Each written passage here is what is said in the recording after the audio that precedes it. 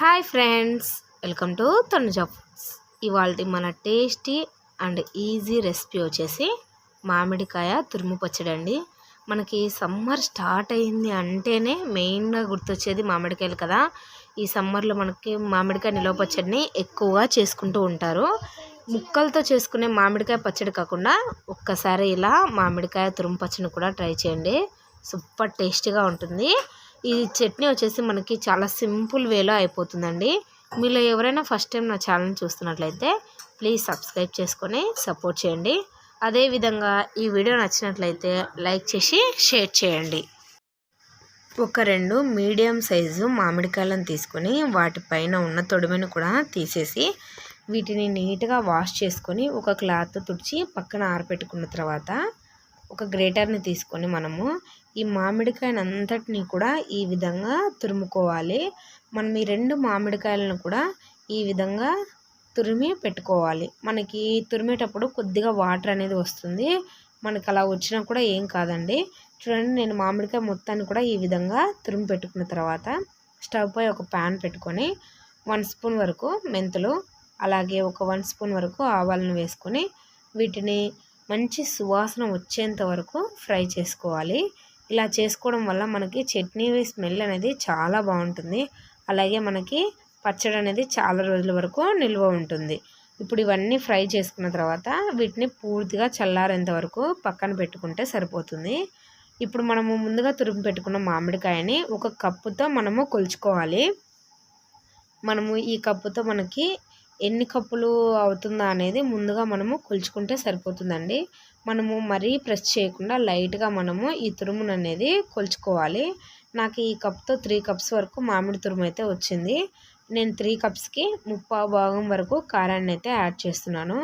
మనము ఏ కప్తో తీసుకున్నా కూడా 1 కప్పు మామిడి తురుముకి 1/4 కప్పు వరకు మనము కారాన్ని అయితే యాడ్ చేసుకోవాలి. కాబట్టి ఇప్పుడు నేను 3 కప్పుల మామిడి తురుముకి 3/4 కప్పు వరకు నేను కారాన్ని కూడా యాడ్ చేసుకుంటాను.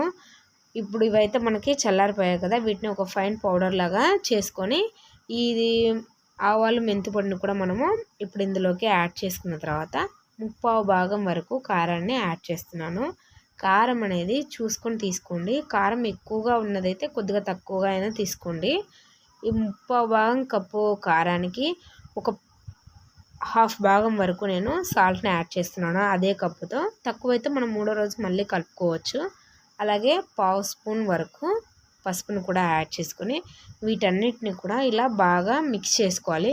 ప్రతి ఒక్క తురుముకి మనము మామిడికాయ తురుముకి ప్రతి ఒక్క ఉప్పు కారం అంతా కూడా బాగా పట్టేలాగా మిక్స్ చేసుకొని పక్కన పెట్టుకున్న తర్వాత ఏ కప్పుతో అయితే మనము కొలుచుకున్నామో అదే కప్పుతో 3 కప్పులకి మనము 1 కప్పు వరకు ఆయిల్ని తీసుకోవాలి. మనం ఏ చట్నీ పెట్టినా కూడా పల్లి నూనె అయినా కానీ నువ్వుల నూనె అయినా కానీ వేసుకోవాలి. అప్పుడైతే మనకి చట్నీ అనేది చాలా బాగుంటుంది.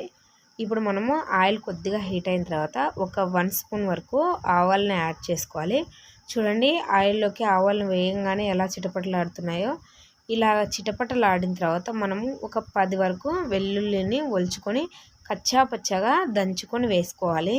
మనకి ఈ చట్నీకి ఈ వెల్లుల్లి ఫ్లేవర్ అనేది చాలా బాగా వస్తుంది. ఫైనల్గా ఒక 4-5 ఎండుమిరపకాయని ఇలా తుంచి వేసుకున్న తర్వాత స్టవ్ ఆఫ్ చేసుకోవడమే. ఈ ఆయిల్ అనేది మనకి కంప్లీట్గా చల్లారిపోవాలండి. అప్పుడైతేనే మనకి చట్నీలోకి వేసుకోవాలి.